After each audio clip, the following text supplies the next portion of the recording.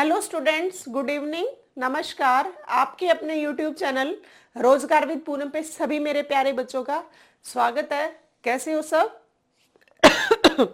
उम्मीद है अच्छे होगे और अपनी पढ़ाई अच्छे से कर रहे होगे। और बहुत बच्चे कमेंट आते रहते हैं बार बार कि मैम एग्जाम कब होगा, एग्जाम कब होगा।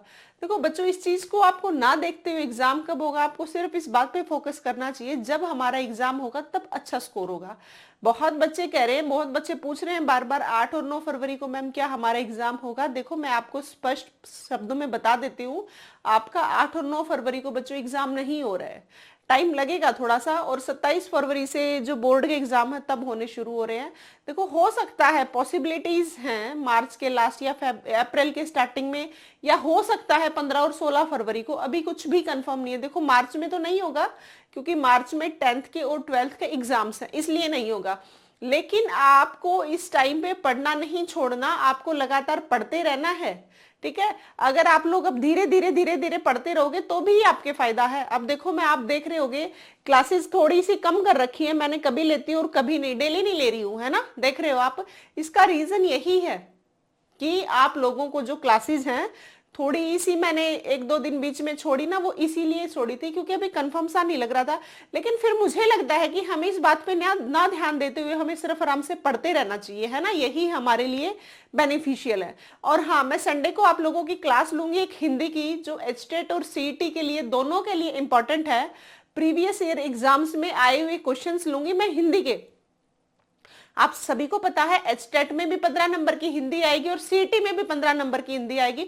दोनों जगह पे हिंदी इंपॉर्टेंट है और बहुत बच्चों को इजी लगती है, और वही बच्चे बहुत सारे मार्क्स कटवाते हैं। ठीक है, तो हिंदी को कभी भी लाइटली हल्के में नहीं लेना होता, हिंदी को बहुत ध्यान से पढ़ना होता है, क्योंकि हिंदी एक ऐसा सब्जेक्ट है जिसमें मार्क्स बच्चों के जाते हैं। ठीक है, तो चलो आराम से हम संडे को हिंदी की क्लास लेंगे, एक अच्छी बड़ी क्लास लूंगी।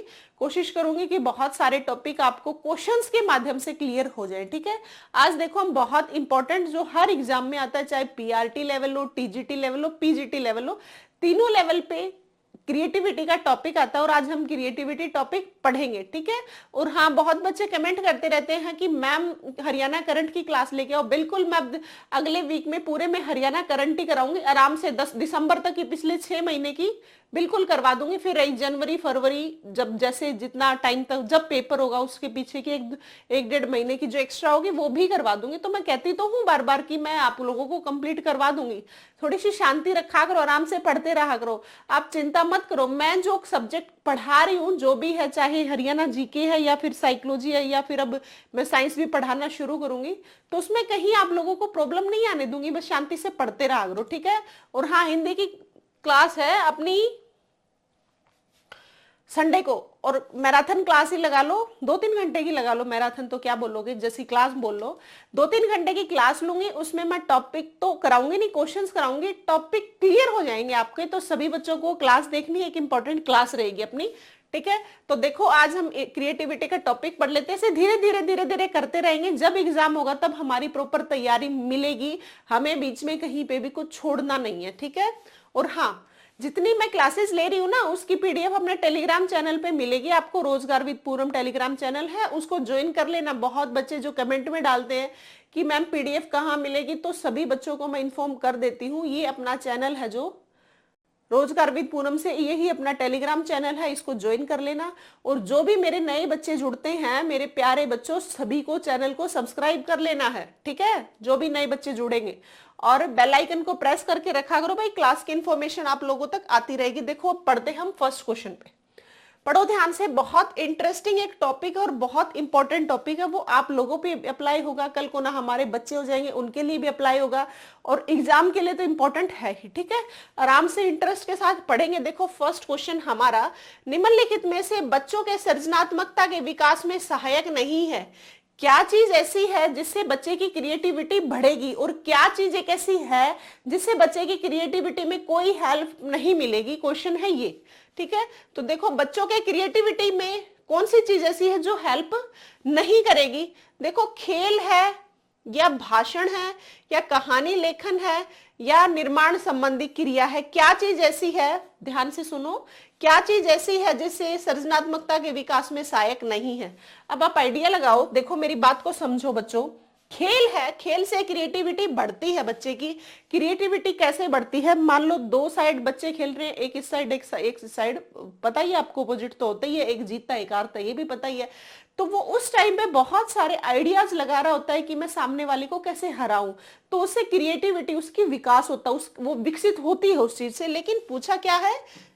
सहायक नहीं है। क्वेश्चन ये है बच्चों, भाषण, स्टोरी राइटिंग और निर्माण संबंधी क्रिया। जब आप कोई भाषण देते हो ना, उससे आपकी क्रिएटिविटी नहीं बढ़ती, आपने जो सोच लिया आप वैसा बोल देते हो। लेकिन और देख लेते हैं कहानी लेखन, जब आप स्टोरी राइटिंग, जब आप कुछ कहानी लिख रहे होते हो ना, तो आपके दिमाग में बहुत सारे आइडियाज आ रहे होते हैं कि भाई स्टोरी में और क्या ऐड कर सकता हूं।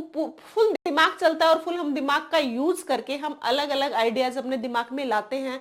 इसका मतलब खेल से भी क्रिएटिविटी बढ़ती है और स्टोरी राइटिंग से भी क्रिएटिविटी बढ़ती है। और प्रोडक्शन एक्शन, निर्माण संबंधी क्रिया से तो बढ़ती ही बढ़ती है। निर्माण किसी भी चीज का आप करते हो तो वो क्रिएटिविटी आप यूज करोगे, सृजनात्मकता जहां लेके आओगे तभी किसी चीज का निर्माण कर पाओगे। ठीक है, तो देखो जो भाषण है ना, इससे आपकी क्रिएटिविटी के विकास में कहीं कोई हेल्प नहीं मिल रही। तो मेरे प्यारे बच्चों आंसर है बी। क्या आंसर है? बी। ठीक है, आज बहुत इंटरेस्टिंग, आप खुद का अपना दिमाग लगा के आप आंसर्स बता सकते हो।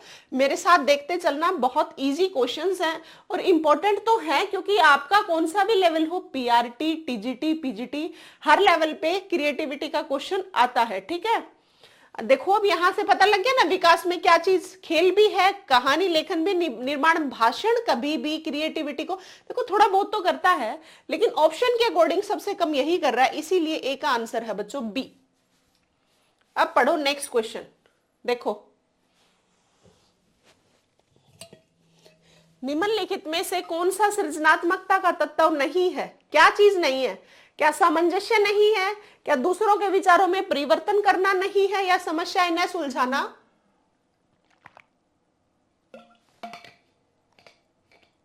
या फिर तात्कालिक स्थिति से पार जाने की योग्यता? ये पूछना चाह रहे हैं कि कौन सा सृजनात्मकता का तत्व नहीं है। मतलब तीन चीजें हैं जो आप, ऐसे एलिमेंट्स हैं जो आपकी क्रिएटिविटी को बढ़ा रहे हैं, लेकिन एक चीज ऐसी है जो आपकी क्रिएटिविटी को नहीं बढ़ा रही। पूछा गया है ये। ठीक है, तो देखो आपका सामंजस्य, एडजस्टमेंट, हार्मोनी बोल लो या एडजस्टमेंट बोल सकते हो आप इसको। देखो जो क्रिएटिव बच्चा होता है ना, इंटेलिजेंट और क्रिएटिव बच्चा, उसको एडजस्टमेंट हमेशा आती है। ठीक है, जैसे बच्चे खेल रहे हैं, आप उसमें एडजस्टमेंट आती ही नहीं है तो आप वहां से क्या सीखोगे? कुछ भी तो नहीं सीख सकते ना। इसीलिए हर एक क्रिएटिव बच्चे में और हर एक इंटेलिजेंट बच्चे में क्रिएटिविटी में तो एडजस्टमेंट होती ही है। ठीक है, फिर है देखो दूसरों के विचारों में परिवर्तन करने, changing the views of others. बिल्कुल, क्रिएटिव बच्चा या क्रिएटिव कोई भी इंसान है वो दूसरे को जरूर विचारों में चेंज लेके आएगा। कैसे?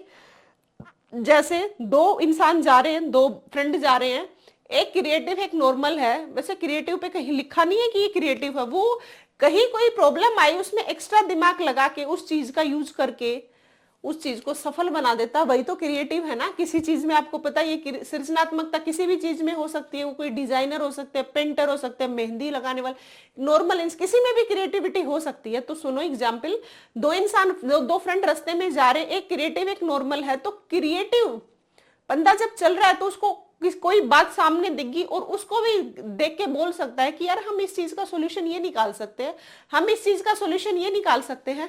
इसका मतलब दूसरे के विचारों में भी चेंज आएंगे। वो कहते तो हैं आप जैसी संगति में रहोगे वैसी ही संगति आपकी बन जाएगी। वो इसीलिए कहा जाता है। तो दूसरों के विचारों में एक क्रिएटिव बच्चा या इंसान चेंज लेके आता है। ठीक है, विचारों में परिवर्तन करना, सामंजस्य, समस्याएं न सुलझाना या तात्कालिक स्थिति से पार जाने की। देखो क्रिएटिव इंसान होगा वो समस्याओं को हमेशा सुलझाता है।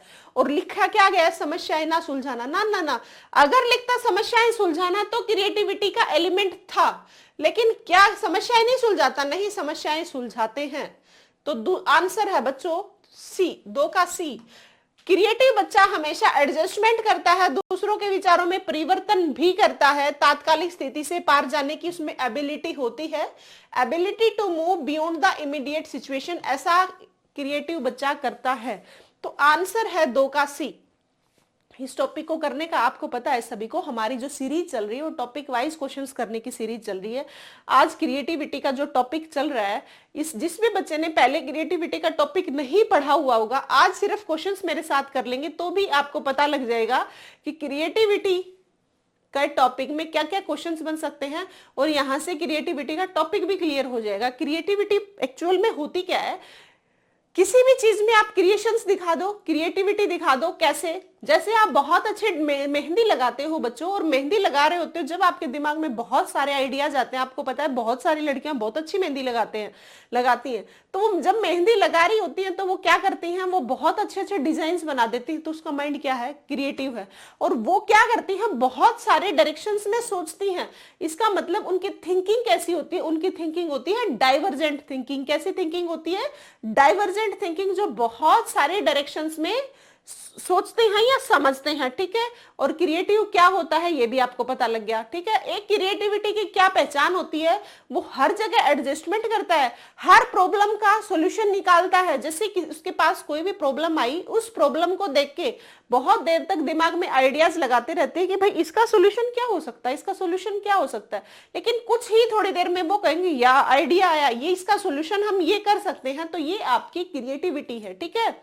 तो आज हमारा क्रिएटिविटी का, जिसने पहले कभी भी क्रिएटिविटी का टॉपिक नहीं पढ़ा हुआ सृजनात्मकता का, आज अगर आराम से तसल्ली से पूरी क्लास देख लेंगे ना, उसको पूरे का पूरा क्रिएटिविटी का टॉपिक क्लियर हो जाएगा। और तीनों लेवल पे यहां से क्वेश्चन आता है, तो आराम से पढ़ते चलना शांति से। और हाँ, जिसको भी साइकोलॉजी में प्रॉब्लम आ रही है ना, कि साइकोलॉजी में स्टेट में पढ़नी, आपको पता है 30 नंबर की आएगी, और अब जो बच्चे ढीले पड़े हुए हैं कि हमें कोई बात नहीं, जब पेपर आएगा तब पढ़ लेंगे, उनको नुकसान होगा। अभी धीरे धीरे, अब भी बता रही हूँ, जिसको साइकोलॉजी समझ कम आती है या साइकोलॉजी अभी तक कंसेप्ट्स क्लियर नहीं किए हैं, तो मैंने बहुत सारी क्लासेस ले रखी है साइकोलॉजी की, सारे के सारे टॉपिक करवा रखे हैं। यही इसी चैनल पे आप पूरी साइकोलॉजी की जो मैंने प्लेलिस्ट बना रखी है उसको खोलो, सारी क्लासेस देख लो, आपकी साइकोलॉजी 101% अच्छी हो जाएगी और एचटेट में अच्छा खासा स्कोर कर पाओगे। एचटेट क्या, हर टीचिंग के जितने एग्जाम्स आते हैं ना, चाहे वो सीटेट हो या फिर यूपी टेट हो, आर टेट हो, DSSB हो, किसी भी एग्जाम में जहां साइकोलॉजी आती है हर जगह आपकी हेल्प करेगी। आराम से बस सारी क्लासेस देख लेना। और हरियाणा जीके भी मैंने करवा रखी है, सीईटी के लिए भी, एचटेट के लिए भी। हरियाणा जीके सीईटी में 25 नंबर की आएगी और एचटेट में 10 नंबर की, दोनों के लिए हेल्पफुल है। मैं जितनी क्लासेस ले रखी है ना हरियाणा जीके की, उन क्लासेस को देखो, आपके ही फायदे के लिए, आपके लिए ही ले रखी है वो मैंने, ठीक है। तो 2 का आंसर है सी। पढ़ो नेक्स्ट क्वेश्चन। निम्नलिखित में से कौन सा सृजनात्मकता का तत्व नहीं है, एलिमेंट नहीं है? इसका मतलब 3 चीजें हैं एलिमेंट क्रिएटिविटी के, एक नहीं है। क्या फ्लेक्सिबिलिटी नहीं होती, क्या मेमोराइजेशन नहीं होती, क्या फ्लुएंसी नहीं होती, क्या ओरिजिनलिटी नहीं होती? बताओ इसमें से। देखो, फ्लेक्सिबिलिटी तो होती है क्रिएटिविटी में। अभी मैंने आपको एग्जाम्पल बताया था कि एक लड़की ने मेहंदी लगानी शुरू की, है ना। उसने दिमाग में सोचा और लगाते लगाते उसने अपने जो सोचा था उसको चेंज करके दूसरे डिजाइन बनाने शुरू कर दिए। इसका मतलब क्या किया, उसमें फ्लेक्सिबिलिटी है, उसके दिमाग में आइडियाज आए। सोच के तो ये बैठी थी कि मैं ये डिजाइन बनाऊंगी, लेकिन उसने थोड़े से दूसरे डिजाइन बना दिए। इसका मतलब उसके अंदर क्रिएटिविटी बच्चे में जहां होती है वहां फ्लेक्सिबिलिटी तो होती है, लचीलापन होता है। लचीलापन कैसे, जैसे एक बच्चे ने मेहंदी लगानी शुरू की, उसने कुछ सोच के बैठा था डिजाइन की, मैं ये वाला डिजाइन बनाऊंगा, लेकिन हालात को देखते हुए, पहले के डिजाइन को देखते हुए उसने अपने डिजाइन चेंज कर दिए। तो उसने वहां पे क्या यूज किया, उसने वहां पे फ्लेक्सिबिलिटी यूज की। मेमोराइजेशन देखते हैं, फ्लुएंसी होती है इनके अंदर, फ्लुएंसी हर चीज में होती, हर काम को करने की धारा प्रवाहिता। ओरिजिनलिटी भी होती है। ओरिजिनलिटी कैसे, इनको किसी भी चीज को याद करने की जरूरत नहीं है, ये किसी भी समस्या को देख के उसका सॉल्यूशन तभी की तभी निकालने की कोशिश करते हैं। कौन से बच्चे, क्रिएटिव बच्चे। लेकिन मेमोराइजेशन, रटना, स्मृतिकरण, ये सब चीजें इनके काम नहीं होते।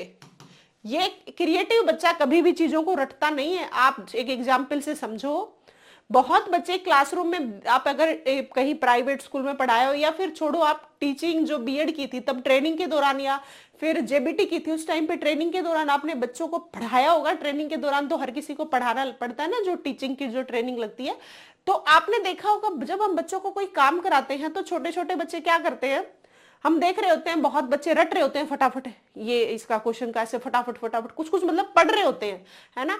कई आराम से चुपचाप शांति से तसल्ली से ऐसे हाथ किए और आराम से क्वेश्चन को देख रहे होते हैं। आप देखते हो ना, जो आराम से देख रहे होते हैं ना, इसका मतलब वो शांति से उन चीजों को समझ रहा है। और बार बार स्पीड से जो बोल रहे हैं, इसका मतलब वो दिमाग का तो यूज कम कर रहे हैं और बोलने पे ज्यादा ध्यान दे रहे हैं।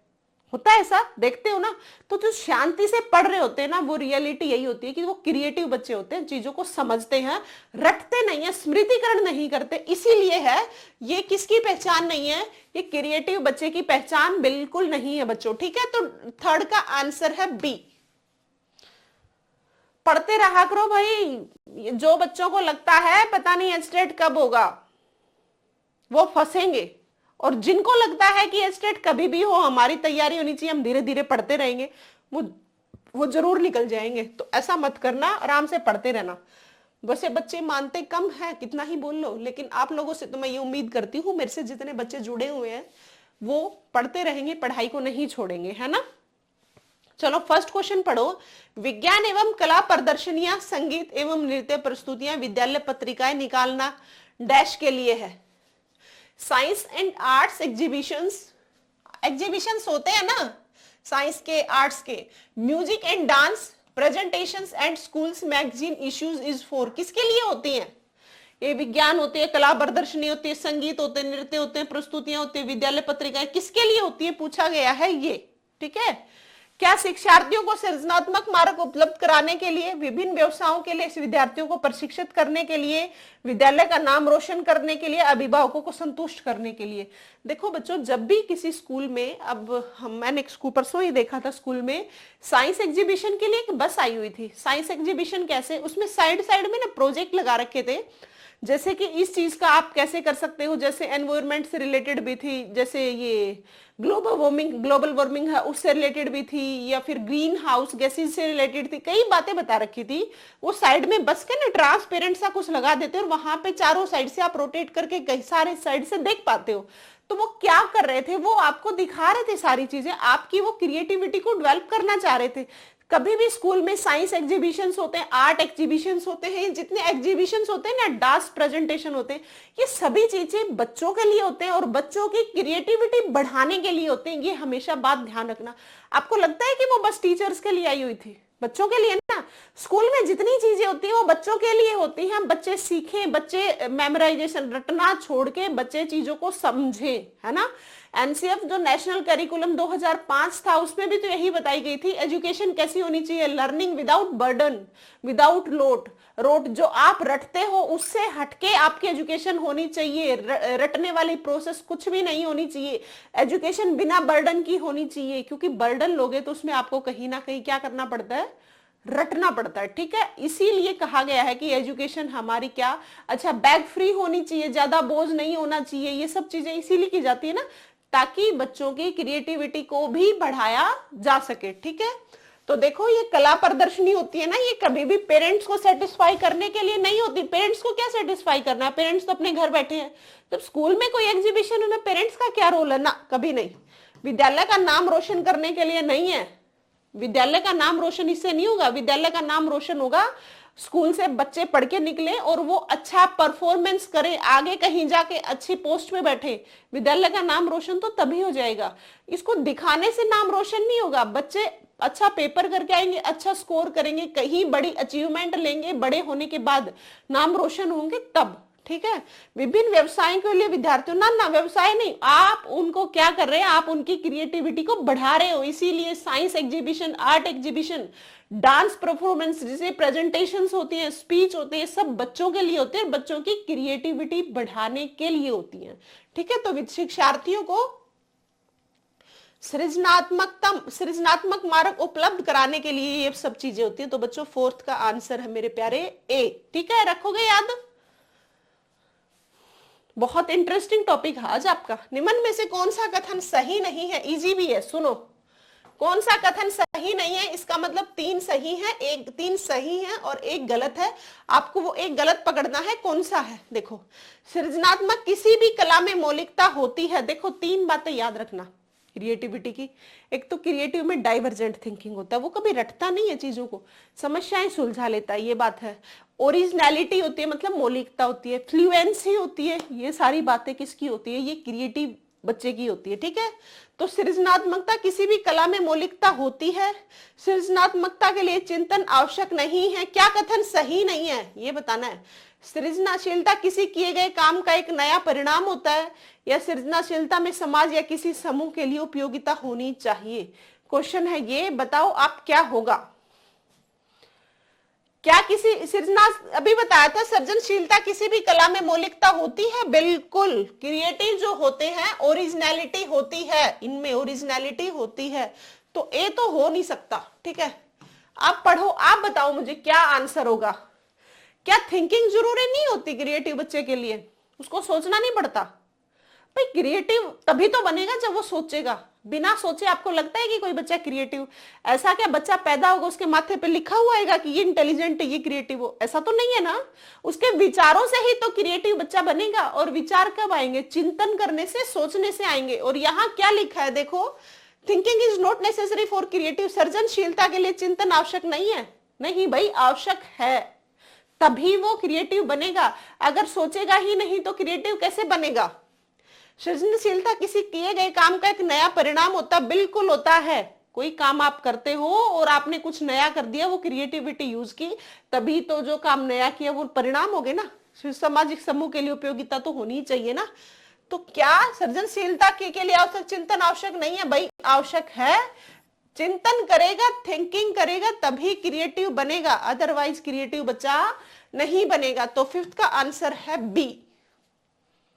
अभी भी बता रही हूं, जो बच्चे नए जुड़ रहे हैं पहले तो चैनल को सब्सक्राइब कर लोगे, सारे के सारे बच्चे। बहुत कम बच्चे सब्सक्राइब करते हैं और क्लासेस बहुत बच्चे देख रहे हैं, गलत बात है बच्चों। चैनल को सब्सक्राइब करो। मुझे भी तो मोटिवेशन चाहिए ना, नहीं चाहिए बस आप लोगों को बताती रहूं, पढ़ाती रहूं, मुझे मोटिवेशन की कोई जरूरत नहीं है। ऐसा है क्या? मेरे लिए मोटिवेशन क्या है? क्या आप बताओ। अच्छे से सब्सक्राइब करो, अच्छे अच्छे कमेंट किया करो, लाइक किया करो। इनसे क्या है? ये मोटिवेशन ही है, तो मुझे भी तो पता चले मैं सही डायरेक्शन में पढ़ा रही हूं या नहीं, बच्चों को समझ आ रहा है या नहीं, मुझे भी तो पता चलेगा ना। जैसे आपको मैं कोई टॉपिक पढ़ाती हूं तो आपको बहुत बार जब समझ ना आए तो आप कमेंट में डाल देते हो कि मैम इसका मतलब क्या है, कहते हो ना आप, इसका मतलब आप मेरे से रिप्लाई। तो मैं भी तो चाहती हूँ ना कि मैं कैसा पढ़ाती हूँ कैसा नहीं। नए बच्चे जुड़ते हैं, सभी को सब्सक्राइब कर लेना है, कमेंट में डाला करो मैं ठीक पढ़ा रही हूँ या नहीं, कैसा पढ़ा रही हूँ, ठीक है। बच्चों को समझ आ रहा है या नहीं, या मैं ऐसे ही बोल के चली जाती हूँ, ऐसा तो नहीं है कहीं ना कहीं, तो बता देना मुझे, ठीक है। और हाँ, टेलीग्राम चैनल जरूर ज्वाइन कर लेना, वहां पे पीडीएफ है और कहीं आपको पीडीएफ नहीं मिलेगी। देखो, टोरेंस के सृजनात्मक परीक्षण के द्वारा किस तत्व का मापन नहीं होता? Which element is not measured by Torrance creativity test? अभी बताया था मैंने किस चीज का टेस्ट नहीं होगा। अभी बताया था मैंने क्रिएटिविटी में क्या क्या होता है। फ्लुएंसी होती है, फ्लेक्सिबिलिटी होती है, ओरिजिनलिटी होती है। तीनों बातें याद रखनी है। क्या है? फ्लुएंसी होती है, ओरिजिनलिटी होती है, फ्लेक्सिबिलिटी होती है, ठीक है। रीजनिंग नहीं होती इसमें, तर्क वितर्क की बात नहीं है। यहाँ पे तर्क वितर्क की बात नहीं है। क्रिएटिविटी में क्या होती है? फ्लुएंसी होती है कि किसी काम को कर रहे हो, आपको सही समझ आ गया, आप करते चलते हो। ओरिजिनलिटी होती है, तभी क्रिएटिव होता है कि आप नए नए आइडियाज को क्रिएट कर रहे हो, तो वो क्या है? ओरिजिनलिटी तो है। और फ्लेक्सिबिलिटी अगर फ्लुएंसी बताई दिया, जब आप जिस काम को कर रहे हो वैसे ही करते चलते हो। फ्लेक्सिबिलिटी है, आप सिचुएशन के अकॉर्डिंग ढल जाते हो, अपने आप को एडजस्ट कर लेते हो और एक नई चीज बना देते हो, ये आपकी फ्लेक्सिबिलिटी है।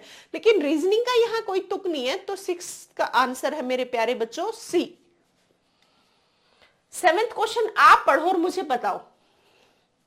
पढ़ो एक बार क्वेश्चन। बच्चों में सृजनात्मकता विकसित नहीं की जा सकती। क्या करने से बच्चों में सृजनात्मकता विकसित नहीं की जा सकती?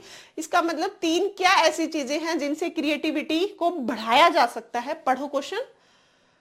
उनको कोई एक विषय देकर उससे संबंधित सूचना एकत्रित करने के लिए, आज की किसी समस्या की खोज करने, तलाश करने, उनको एक अवसर प्रदान करके।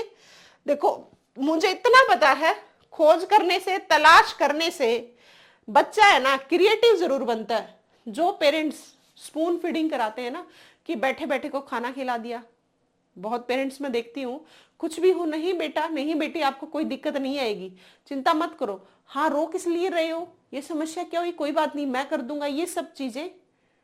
ये फीडिंग ममाज मत बनना, थोड़ा सा बच्चों को खुद भी सीखने दो।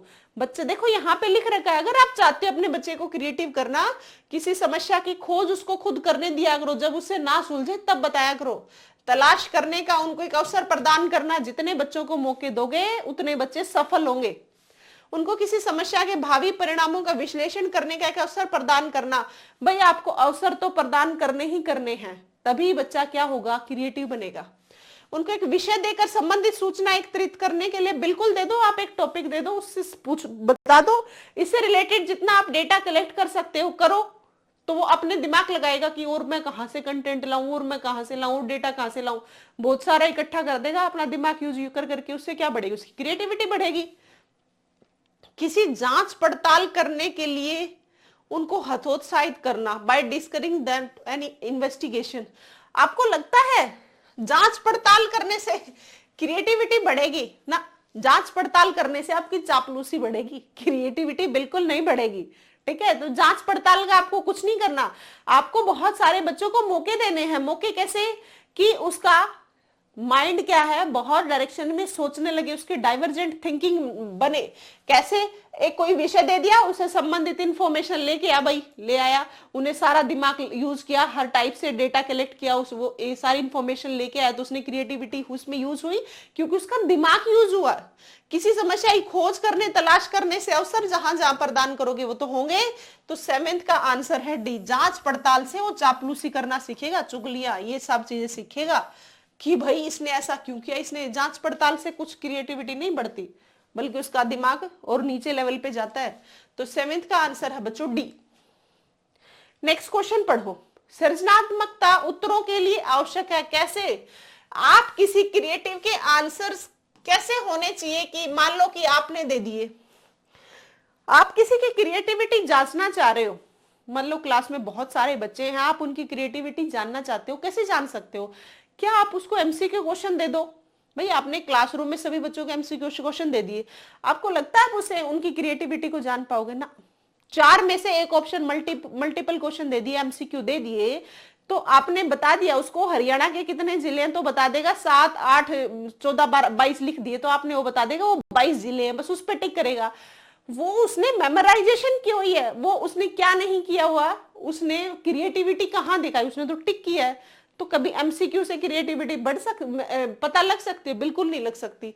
तो क्या direct teaching and direct question से लग सकती है क्या? डायरेक्ट टीचिंग दे दो, डायरेक्ट क्वेश्चन दे दो।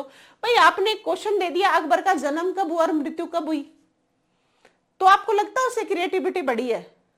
कुछ भी नहीं हुआ उससे। तो direct question teaching direct question से नहीं होगा। Subject matter based, subject matter based, जैसे कि साइंस का आपने एक टॉपिक दे दिया, कुछ भी लगा लो, ट्रांसफॉर्म पे कुछ भी लिखना दे दिया आपने, ट्रांसफॉर्मर के बारे में जब उसने बताया तो उसकी क्या क्रिएटिविटी बढ़ी? कुछ नहीं बढ़ी। सब्जेक्ट मैटर बेस्ड है क्योंकि उसने उस टॉपिक को पढ़ा और एज इट इज लिख दिया।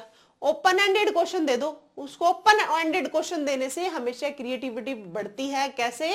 आपने बता दिया कि ग्लोबल वार्मिंग क्या है, एक क्वेश्चन है, आपने उसको लिमिट ही नहीं दी, लिख दे भाई, और आपने पढ़ाया था ग्लोबल वार्मिंग और उसको आपने लिमिट ही नहीं दी, तो वो बच्चा लिखता ही जा रहा है उसके बारे में, बहुत सारे आइडियाज वो लिखेगा, क्योंकि उस क्वेश्चन को एंड करने का उसके पास कुछ भी नहीं है, वो जितनी मर्जी हो लिख सकते। उसको ऐसा नहीं किया, बाउंड नहीं किया कि एक पेज में ही लिख दे और उससे ज्यादा तो नहीं लिख सकता, ऐसा नहीं कर रहे आप। उसको बहुत सारे पेजेस दे रहे हो, आपने ग्लोबल वार्मिंग का टॉपिक दे दिया, तो आप जब उसको चेक करोगे तो हर बच्चे के आइडियाज दिमाग का पता लगता है।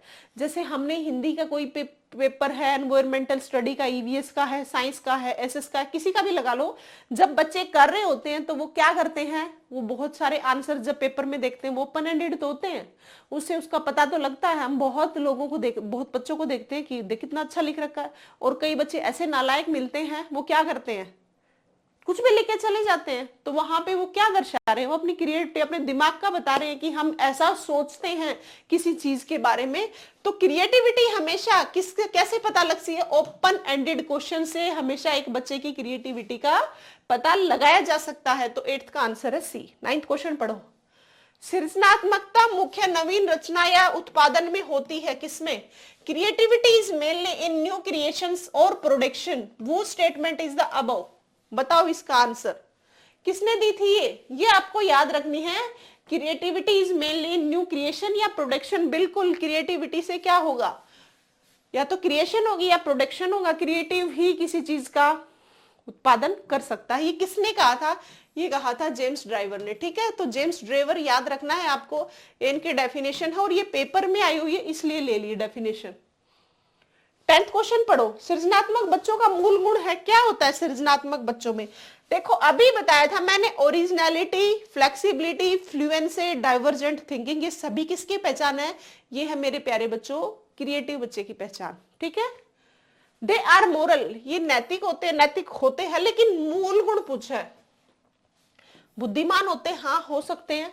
शक्तिशाली होते हैं, हो सकते हैं। कई कमजोर भी होते हैं, जरूरी नहीं है जो शक्तिशाली होगा वही क्रिएटिव होगा ना। वे मौलिक चिंतन करते हैं। कहीं ना कहीं मोरल भी बात तो सही है, नैतिक तो होते हैं, बुद्धिमान भी होते हैं, पावरफुल भी होते हैं, लेकिन सही आंसर इसका ओरिजिनलिटी होती है।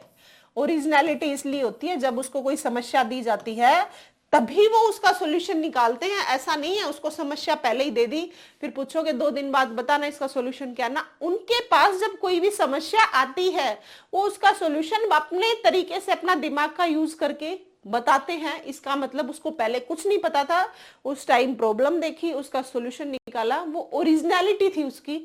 तो मूल गुण हमेशा क्रिएटिव बच्चे का होता है कि मौलिक चिंतन करते हैं। याद रखनी है बात। 11th क्वेश्चन पढ़ो। निम्न में से एक मनोवैज्ञानिक के अलावा बाकी सब ने सृजनात्मकता का परीक्षण नहीं किया है। किसने किया है सृजनात्मकता के बारे में बताओ। आप हमेशा एक बात याद रखना, जब भी सृजनात्मकता के टेस्ट की बात आएगी किसके अलावा, इसका मतलब एक ने किया और किसी ने नहीं किया। आप जब भी क्रिएटिविटी के टेस्ट की बात आए आप याद रखना, पहले भी मैंने क्वेश्चन कराया हुआ है, बाकर मेहंदी। कौन है ये? बाकर मेहंदी। तो a part from one of the following psychologist थे, ये इनका नाम है। Not everyone else has test creativity. तो आपको ये याद रखना, बाकी मैंने पहले भी करवाया हुआ क्वेश्चन है। 11th का आंसर है डी। नेक्स्ट क्वेश्चन पढ़ो। सृजनात्मक शिक्षार्थी वह है जो क्या है, कौन सा है बताओ। सृजनात्मकता शिक्षार्थी वह है जो क्या है? Creative learner is one who. सृजनात्मकता शिक्षार्थी वह है क्या? जो ड्राइंग और पेंटिंग में बहुत विलक्षण है, बहुत बुद्धिमान है, परीक्षा में हर बार अच्छे अंक प्राप्त करता है, पार्श्व चिंतन और समस्या समाधान में अच्छा है। जब भी वही क्रिएटिव बच्चे की बात आएगी ना तो आपको एक बात तो बिल्कुल कान खोल के ध्यान से सुन लो। लेटरल थिंकिंग होती है, प्रॉब्लम सॉल्विंग। अभी तो बताया था मैंने, जब बच्चे के पास समस्या आती है तो वो क्या करता है, तभी का तभी उस चीज का सोल्यूशन निकालने का कोशिश करता है। तो प्रॉब्लम सॉल्विंग उसके पास क्या होती है? लेटरल थिंकिंग होती है, चिंतन करता है और प्रॉब्लम सॉल्विंग अच्छे से कर लेता है। ये क्रिएटिव बच्चे की पहचान होती है। तो 12th का आंसर है बच्चों डी। ठीक है, 13th क्वेश्चन देखो आप। ठीक है, देखो, सृजनशीलता के पोषण के लिए एक अध्यापक को निम्नलिखित में से किस विधि की सहायता लेनी चाहिए? बताओ। To nurture creativity a teacher should take the help of which of the following method. सृजनशीलता के पोषण के लिए किस चीज की हेल्प लेनी चाहिए? आप हमेशा याद रखना, इसमें आप देखो क्रिएटिविटी में लेक्चर मेथड का कोई रोल नहीं है। लेक्चर मेथड वो मेथड होता है जैसे क्वेश्चन बताया और मैंने आपको बिना बताए डायरेक्ट ऐसे खड़े होकर पढ़ा कर मैं चली गई, एक लेक्चर मेथड है। इसे बच्चे नहीं समझेंगे, इससे ना किसी की क्रिएटिविटी पे कोई इफेक्ट आएगा, ऑटो विजुअल मटेरियल से भी नहीं आएगा। ब्रेनस्टॉर्मिंग एक ऐसा तरीका है जिससे बच्चे की क्रिएटिविटी को बढ़ाया जा सकता है। कैसे? आपने कोई प्रॉब्लम दी, कुछ ऐसे उसको डेटा कलेक्ट करने के लिए बोल दिया, तो उससे क्या होगा, उसके दिमाग का पूरा यूज होगा, वो बहुत सारा डेटा इकट्ठा करके लाएगा। या फिर कोई प्रॉब्लम दे दी, उसका सॉल्यूशन निकालने का तरीका, उससे क्या बनेगी, बच्चे की क्रिएटिविटी बनेगी। और यही क्या है, ब्रेनस्टॉर्मिंग है, ये सबसे अच्छा तरीका है। 14th क्वेश्चन देखो, सृजनशील बालकों का विशेष लक्षण है क्या है? क्या सृजनशील बालकों का विशेष लक्षण है? पढ़ो बच्चों। समस्याओं के प्रति सजग नहीं होना, गतिशील चिंतन का अभाव होता है, अद्भुत जिज्ञासा होती है, समायोजन के प्रति जागरूकता नहीं होती। साफ साफ इसका आंसर दिख रहा है, आप बताओ। मैं देखो क्लास में कभी आप लोगों से बात नहीं करती हूँ ज्यादा, मैं बेवजह का टाइम वेस्ट करना थोड़ा सा कम पसंद करती हूँ। ना मैं पढ़ती थी तब मैं टीचर्स जो बेवजह का टाइम वेस्ट करते थे वो पसंद आते थे, और ना ही अब मैं चाहती कि मैं आप लोगों के साथ बेवजह की बातें करूं। मैं सिर्फ इतना ही सोचती हूँ कि जैसे मैं मेरा टाइम प्रीशियस मानती हूँ कि मैं बिना टाइम वेस्ट करते हुए बच्चों को अच्छा सा कंटेंट देके फ्री हो जाऊं, ऐसे ही आप लोगों को भी यही सोचना है कि मैम सिर्फ पढ़ाएं और हम पढ़ के क्या है अपने दूसरे टॉपिक तैयार करें या फिर कोई काम करें। बिना टाइम वेस्ट करते हुए आप जो पढ़ाई करते हो ना, उसमें मजा ही अलग है और तभी सफल होते हो। आपको लगता है कि बेवजह टीचर्स जैसे टाइम वेस्ट करते रहते हैं, बातें करते रहते हैं, उससे आपकी कोई हेल्प मिलेगी ना? कुछ नहीं मिलता। उससे आप थोड़ी देर हंस सकते हो, इससे ज्यादा आप कुछ नहीं कर सकते, ठीक है। आप देखते भी होगी बहुत यूट्यूबर्स कैसे कैसे तरीके से पढ़ाते हैं। देखो बच्चों, मैं खुद एक टीचिंग प्रोफेशन से हूं, तो मुझे ऐसा लगता है कि हमें बच्चों के आगे एक टीचर वाली ही इमेज रखनी चाहिए। अब मैं बेवजह आपके आगे कुछ बकवास करने लग जाऊं, कुछ बोलने लग जाऊं, तो मुझे नहीं लगता उस चीज का कोई औचित्य है। इसीलिए मेरी कोशिश ये रहती है बच्चों की मैं आप लोगों के आगे बेवजह की बकवास ना करते हुए सिर्फ अपने कंटेंट पे ध्यान रखूं, पढ़ाऊं। आप लोगों को समझ आता है, बहुत अच्छी बात है। अगर समझ नहीं आता है तो आप कमेंट सेक्शन में डाल दिया करो, मैं जरूर प्रॉब्लम सॉल्व आपकी करती हूँ जहां तक मैं मैसेज को देख पाती हूँ, ठीक है। बाकी मुझे बेवजह की बकवास पसंद नहीं है बच्चों, तो मैं बातें बूतें कम ही करती हूँ क्लास में। मेरी कोशिश बस यही रहती है कि मैं बच्चों को अच्छा सा कंटेंट प्रोवाइड कराऊं, बस कंटेंट दमदार होना चाहिए, मेरा फोकस इस बात पे होता है, ठीक है। मेरे को मैं सोचती बहुत बार मैं तो क्या सोचती हूँ, बहुत लोग मुझे ये भी बोलते हैं कि मैम आप पेड बैचेस लेके आओ, ऑफर निकालेंगे, फिर हम ये ऐप पे पढ़ाएंगे, इस ऐसे करेंगे। देखो मैंने अभी तक कुछ भी नहीं किया है, मैं इसीलिए कर रही हूँ। मैं चाहती हूँ कि बहुत बच्चे जो फी पे नहीं कर सकते उन बच्चों की हेल्प कर पाऊं, ठीक है। तो मेरा ऐसा कोई मकसद नहीं है, अभी तक तो है नहीं, बाकी तो आगे देखी जाएगी क्या होगा क्या नहीं, ठीक है। लेकिन मेरी कोशिश यही है, तो जो ये मेरी कोशिश है ना, ये आप लोगों के फायदे के लिए है। आप इस चीज का भरपूर फायदा उठाओ, खूब दबा के पढ़ा करो, बेवजह के बिना टाइम वेस्ट करते हुए सिर्फ क्लास पढ़ कर आती हूँ और आपको फ्री कर देती हूँ बहुत जल्दी। या फिर जितनी देर ज्यादा बड़ी क्लास लेती हूँ तो आपको कंटेंट ही दे रही होती हूँ, बेवजह की कोई बात नहीं कर रही होती मैं आपको, ठीक है। और मैं कर सकती हूँ, मैं भी कर सकती हूँ जैसे और टीचर्स करते हैं। पर मुझे ऐसा लगता है पर्सनली, जो बच्चे फी पे नहीं कर सकते वो हमारे चैनल पे आराम से पढ़ सकते हैं, ठीक है। बिना टाइम वेस्ट करते हुए शांति से पढ़ो, और फिर अपना भाई आपको कोई मजे लेने हैं कुछ भी है, फिर आप और चैनल देख सकते हो, ठीक है। मैं सिर्फ आपको एक काम करा सकती हूँ कि आप लोगों की जॉब लगने में हेल्प कर सकती हूँ, जॉब लगवा सकती हूँ, जॉब लगने के तरीके बता सकती हूँ। बस आपकी दुनिया, आपकी जिंदगी में एंटरटेनमेंट, ये सब मेरा काम नहीं है। मेरा काम सिर्फ आप लोगों को सफल करवाना है, ठीक है। जैसे मैं सफल हुई वही तरीके आप लोगों को बताऊं, और मैं चाहती हूँ आप लोग भी वैसे ही सफल हो जाओ, ताकि आपके पेरेंट्स का नाम रोशन हो, आपका नाम रोशन हो, आपकी जिंदगी सफल हो। बस मेरा इतना ही मकसद है, ठीक है। चलो आओ। तो देखो, सर्जनशील बालकों की विशेष लक्षण है, सजग नहीं होते समस्याओं के प्रति। नहीं बच्चों, समस्याओं के प्रति सजग होते हैं और अपनी समस्या का समाधान भी निकालते हैं, वही क्रिएटिव बच्चे होते हैं। गतिशील, लैक ऑफ डायनामिक थिंकिंग ना, कमी नहीं होती, खूब होती है, पहचान ही इनकी यही है। स्ट्रॉन्ग क्यूरियोसिटी, बिल्कुल ये बात सही है, इनमें स्ट्रॉन्ग क्यूरियोसिटी होती है। कैसे?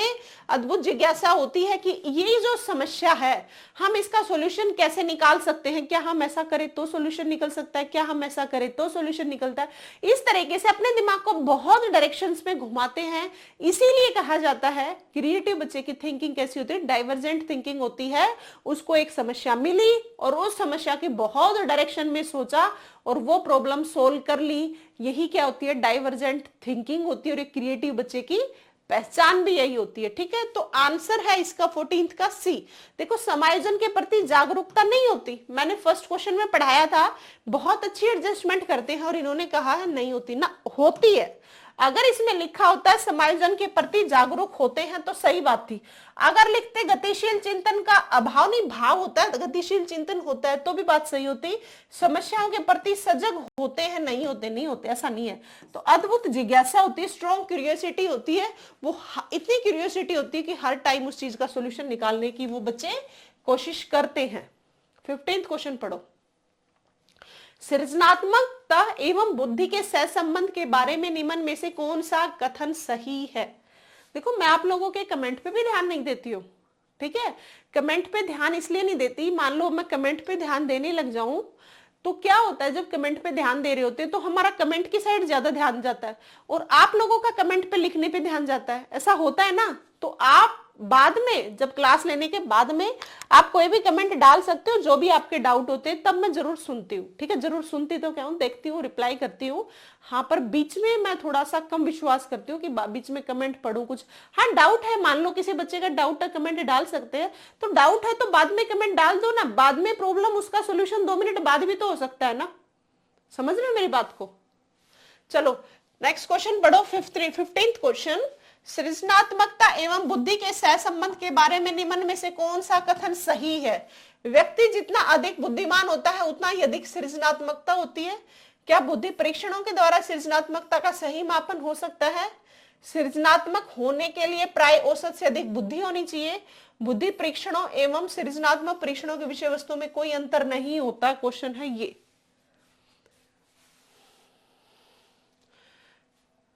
देखो ये बात बिल्कुल सही है, व्यक्ति जितना बुद्धिमान होगा उतना ही अधिक सृजनात्मकता होगी, ऐसा बिल्कुल नहीं है। नहीं, नॉर्मल बच्चा भी क्या जितना बुद्धिमान होगा ना, ऐसा नहीं है। आप बुद्धि का यूज करके क्रिएटिव बन सकते हो, लेकिन ऐसा जरूरी नहीं है जो इंटेलिजेंट होगा वही क्रिएटिव होगा ना। एक सामान्य बच्चा जिसका आईक्यू लेवल 90 से 110 होता है वो भी क्रिएटिव हो सकता है, ठीक है। तो ये बात तो गलत है।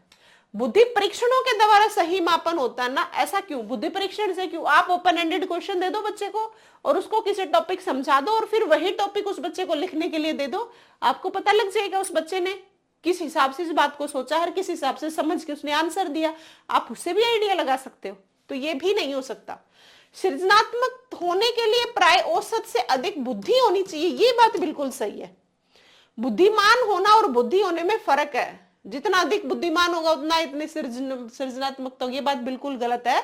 लेकिन बुद्धि औसत से अधिक बुद्धि होनी चाहिए, तभी अच्छा दिमाग होगा, अच्छी बुद्धि होगी, तभी वो सृजनात्मक बन सकता है। तो आंसर है 15th का सी। देखो नेक्स्ट क्वेश्चन क्या है, बुद्धि परीक्षणों एवं सृजनात्मकता के परीक्षणों का विषय वस्तु में कोई अंतर नहीं होता। ये तो बेमतलब का ऑप्शन डाल दिया, इसका कोई तुक ही नहीं है कि बुद्धि परीक्षण है सृजनात्मक परीक्षणों का कोई विषय वस्तु में अंतर नहीं होता ना, ऐसी बात नहीं है। तो 15th का आंसर बिल्कुल करेक्ट है सी, क्योंकि सृजनात्मकता होने के लिए बुद्धि का होना आपका बहुत जरूरी है, औसत से अधिक बुद्धि का होना जरूरी है, तभी आप एक क्रिएटिव बन सकते हो। तो 15th का आंसर है क्या? सी। नेक्स्ट क्वेश्चन पढ़ो 16th। पढ़ो आप लोग। सृजनात्मकता की पहचान के लिए आप कैसे पहचानोगे क्रिएटिव को? गिलफोर्ड ने जिन परीक्षणों का निर्माण किया उनके द्वारा सृजनात्मकता के विभिन्न गुणों का मापन करते हैं। निम्न में से कौन सा विकल्प के उन गुणों को अंकित करता है? कौन से ऐसे ऑप्शंस हैं जिससे क्रिएटिविटी की पहचान की जा सकती है? इस क्वेश्चन का मतलब है ये। Guilford created these test to identify the creativity. They measure various qualities of creativity. Which of the following options characterise only their merits. ये जितने लंबे क्वेश्चन है ना आपके पेपर में वैसे ही क्वेश्चन आने हैं। 30 नंबर की 30 मिनट होंगे, 30 नंबर की साइकोलॉजी आएगी और क्वेश्चन इतने लेंथी आएंगे। जब ये मैं क्वेश्चन पढ़ा रही हूँ ना तो कोशिश किया करो थोड़ा सा स्पीड से पढ़ने की, ये आपके पेपर में बहुत हेल्प करेगा। अदरवाइज 30 नंबर की साइकोलॉजी बच्चे 50 मिनट में करते हैं, तब बच्चे फंसते हैं। टाइम तो गया, टाइम तो जबकि 30 मिनट ही मिली है, और भी तो पेपर करना है जो बच गया। 150 क्वेश्चन है और 150 मिनट है, हर क्वेश्चन की 1 मिनट है। और जिसका फिजिक्स के 60 नंबर की सब्जेक्टिव फिजिक्स और या मैथ्स है वो तो कैलकुलेटिव है, तो फिर अब कहाँ टाइम को मैनेज करोगे? तो इसीलिए जो क्वेश्चंस करवा रही हूँ उनका फायदा ये है, इनको थोड़ा सा अपने हिसाब से, ऐसा ही पेपर आएगा आपको, आप इनको थोड़ा सा स्पीड से पढ़ने की कोशिश किया करो। इससे फायदा ये होगा कि आपका पेपर जब दोगे उसकी प्रैक्टिस पूरी हो जाएगी। देखो क्या प्रीकॉन्शियस होते हैं, सिमिलैरिटी होती है, सर्वे होती है, सेंस होती है, ठीक है, या फिर एक्सपेंशन होता है, क्वालिटी होती है, सेंसेस होती है, कंटिन्यूटी होती है, ओरिजिनलिटी होती है, सेंस होती है, सर्वे होती है, एक्सपेंशन होता है। कंटिन्यूटी होती है फ्लेक्सिबिलिटी, ओरिजिनलिटी और एक्सपेंशन। बताओ निरंतरता, लोचनीयता, मौलिकता और विस्तार, क्या होगा इसका आंसर? समानता, सर्वेक्षण, सूझ, ये बातें नहीं होती। समानता, पूर्व चेतना, ना चेतना से पहले की कोई बात नहीं होती, चेतना होती है, इनमें पूर्व चेतना नहीं होती। विस्तार, समानता, सूझ, निरंतरता ना, आप ये कह सकते हो यहाँ पे सर्वेक्षण का कोई ये नहीं है, आपका आंसर होगा ये। आप याद रखना क्रिएटिव बच्चे में क्या होता है, एक तो कंटिन्यूटी होती है, फ्लेक्सिबिलिटी होती है, ओरिजिनलिटी होती है, और एक्सपीरियंस, विस्तार से किसी चीज को सीखते हैं और समझते हैं। अभी तो मैंने एग्जाम्पल बताया था कि एक क्लासरूम में बच्चे एक आराम से बैठ के चुपचाप क्वेश्चन को समझ रहे हैं। अभी बताया था ना मैंने, एक बुड़बुड़ा रहा है और एक क्वेश्चन को आराम से शांति से बिना बुड़बुड़ाते हुए आराम से बैठ के समझ रहा है। इसका मतलब वो विस्तार से उस क्वेश्चन का मतलब समझ रहा है, यही क्रिएटिविटी है। 16th का आंसर है डी। पढ़ो 9th क्वेश्चन। सृजनशीलता के पोषण हेतु अध्यापक को अपने विद्यार्थियों को रखना चाहिए, क्या करना चाहिए? Talk focused, goal focused, talk focused and goal focused, या रिवॉर्ड्स फोकस्ड? आप सृजनशीलता उसकी बढ़ाना चाहते हो तो आप क्या कर सकते हो? देखो आप इसके लिए है ना, कार्य केंद्रित कर दो और लक्ष्य केंद्रित कर दो। कैसे? जैसे आपने कोई कार्य दिया, अभी बताया था, जैसे कोई काम दे दिया कि आपको ये टॉपिक दिया जा रहा है, इसका डेटा कलेक्ट करना है, तो बच्चा पूरा कंसंट्रेशन से वो काम करेगा, वो कार्य केंद्रित है। मतलब उस बच्चे ने उस कार्य को पूरा फोकस करके क्या करना शुरू कर रखा है, उसका काम को करना शुरू कर रखा है, तो उसकी क्रिएटिविटी बढ़ेगी। लक्ष्य केंद्रित, बिल्कुल आप वो लक्ष्य केंद्रित होकर उस काम को करेगा और उस काम को परफेक्शन से करके अपनी क्रिएटिविटी को बढ़ा सकता है। एक टीचर ऐसे बढ़वा सकते हैं। तो 17 का आंसर है सी। नेक्स्ट क्वेश्चन पढ़ो। निम्नलिखित में से कौन सा तरीका अध्यापिका द्वारा एक सर्जन बच्चे की पहचान करने के लिए सर्वाधिक उपयुक्त होगा? बताओ। मानवकृत बुद्धि परीक्षण देना, यह अवलोकन करना कि बच्चे समूह कार्यों में साथियों के साथ किस किस प्रकार से प्रतिक्रिया कर रहे हैं, या फिर बच्चे का विस्तृत रूप से अवलोकन करना विशेष रूप से उस समय जब वह समस्याओं को हल करती है। देखो जहां पे भी समस्याओं का हल आ जाए ना, क्रिएटिविटी में वहीं पे टिक कर देना, क्योंकि क्रिएटिव बच्चे की पहचान ही होती है कि वो समस्याओं का हल कर लेता है आराम से। ठीक है। मानवीय गोइंग ह्यूमनिस्ट इंटेलिजेंस टेस्ट का कोई काम नहीं है यहाँ पे, टेस्ट से कोई संबंध नहीं है। Observing how the child react with peers group task, ये हो सकता था, लेकिन इससे बेस्ट ये ऑप्शन है कि observing the child in details specially as she solve problem solve करेगा तो उससे भी पता लगाया जा सकता है। तो बच्चे का विस्तृत रूप से अवलोकन करना कैसे? विशेष रूप से जब वह समस्याओं का क्या कर रहा हो, हल कर रहा हो, प्रॉब्लम सोल्व कर रहा हो। तो 18 का आंसर है बच्चों बी। नेक्स्ट क्वेश्चन देखो। निम्न में से कौन सा शिक्षार्थियों में सृजनात्मकता का पोषण करता है? क्या चीज ऐसी है जो क्रिएटिविटी को बढ़ाती है? इतने सारे क्वेश्चन करा दी, इतनी बातें बता दी क्रिएटिविटी को, जिसने पहले टॉपिक नहीं कर रखा होगा उसको भी आराम से समझ आ गया होगा क्रिएटिविटी का टॉपिक। ठीक है, तो पढ़ो अब। सृजनात्मकता का पोषण करता है, विद्यार्थी जीवन के प्रारंभ से उपलब्धि के लक्ष्यों पर बल देता है, क्या ऐसा है? परीक्षाओं में अच्छे अंकों के लिए कोचिंग करता है तो क्रिएटिविटी बढ़ेगी क्या? अच्छी शिक्षा के व्यवहारिक मूल्यों के लिए विद्यार्थियों को शिक्षण देने से क्रिएटिविटी बढ़ेगी क्या? प्रत्येक शिक्षार्थी के अंतर्गत प्रतिभागों को प्रश्न करने का अवसर देना। मैंने आप लोगों को बताया है, जब भी बच्चों को अवसर दोगे किसी भी चीज के लिए, या फिर बच्चा जब समस्याएं समाधान करता है तो वो क्रिएटिविटी को दिखा रहा है। आप अवसर प्रदान कराओ उसको, बहुत सारे बच्चे की क्रिएटिविटी बढ़ेगी। तो यही तो होगा, to provide an opportunity to questions to talent to each learners. प्रत्येक शिक्षार्थी के अंतर्गत प्रतिभाओं को प्रश्न करने का अवसर देना, ये इसका आंसर होगा 19th का डी। क्यों नहीं होगा? ये देखो, विद्यार्थी जीवन के प्रारंभ से उपलब्धि के लक्षणों पर बल देना। प्रारंभ से क्या पता लग जाएगा कि इसको स्टार्टिंग से ही दो तो क्रिएटिव बनेगा ना। अच्छे अंकों का कोचिंग करने से कभी क्रिएटिविटी का कोई संबंध नहीं है। कोचिंग करने से वो अच्छा स्कोर करेगा, बस पेपर में कंटेंट जो पूछा जा रहा है उसको अच्छे से लिख पाएगा या टिक कर पाएगा। व्यवहारिक मूल्यों के लिए विद्यार्थियों को शिक्षण, ये शिक्षण से थोड़े कुछ होगा। 19 का आंसर है डी। देखो नेक्स्ट क्वेश्चन है, एक बालक सामान्य वस्तु के नए नए प्रयोग करता है, यह क्या दर्शाता है? सामान्य वस्तु के बहुत सारे नए नए प्रयोग करता, तो ये क्या दर्शा रहा है? ये दर्शा रहा है अपनी क्रिएटिविटी को, सृजनात्मकता को। ठीक है, अभी बताया भी था, अलग अलग नए नए प्रयोग करेगा तो क्या दर्शाएगा? अपनी सृजनात्मकता संबंधित है। अभी बताया था डाइवर्जेंट थिंकिंग, जो क्रिएटिव बच्चा होगा उसमें डाइवर्जेंट थिंकिंग होती है। उन कन्वर्जेंट, जो इंटेलिजेंट बच्चा होता है उसमें होती है कन्वर्जेंट थिंकिंग। ठीक है, तो ये याद रखनी है बातें आपको, दोनों की दोनों। सृजनात्मकता की पहचान है, क्या पहचान है सृजनात्मक? पुराने व्यवहार से पहचानोगे, नवीन रचना या उत्पादन से समझोगे। न्यू क्रिएशन या प्रोडक्शन, अभी बताया था, फ्रॉम म्यूजिक से, पेंटिंग से नहीं पहचानोगे। न्यू क्रिएशन या प्रोडक्शन कर रहा है, या प्रॉब्लम सोल्व कर रहा है, डाइवर्जेंट थिंकिंग कर रहा है, बहुत सारे अवसर प्रदान कर रहे हो, ये सब चीजें क्या है? ये सब चीजें मेरे प्यारे बच्चों क्रिएटिविटी की पहचान है। ठीक है, आज हमने क्रिएटिविटी के 22 क्वेश्चन कर लिए, बहुत सारा डिटेल में एक्सप्लेनेशन कर लिया। जिस भी बच्चे ने क्रिएटिविटी का टॉपिक नहीं भी पढ़ा होगा ना पहले, वो भी आराम से क्रिएटिविटी का अब आपके अगर एग्जाम में आता है तो आप बहुत आराम से सॉल्व कर पाओगे। ये थी आज की अपनी प्यारी सी क्लास बच्चों, सभी को पूरी क्लास देखनी है, और देखने के बाद कोई डाउट आता है तो कमेंट सेक्शन में डाल देना, और सभी बच्चों को चैनल को सब्सक्राइब जरूर कराना है, शेयर भी करना है जो बच्चे तैयारी कर रहे हैं उन लोगों के पास। और हरियाणा जीके अपनी चली रही है, ऐसे ही चलती रहेगी, और संडे को मैं एक हिंदी की क्लास लेके आऊंगी। बाकी हरियाणा करंट नेक्स्ट वीक पूरे वीक में मैं करा दूंगी। आराम से शांति से पढ़ते रहो, लगातार पढ़ो, पढ़ाई बीच में बिल्कुल नहीं छोड़नी किसी भी बच्चे को।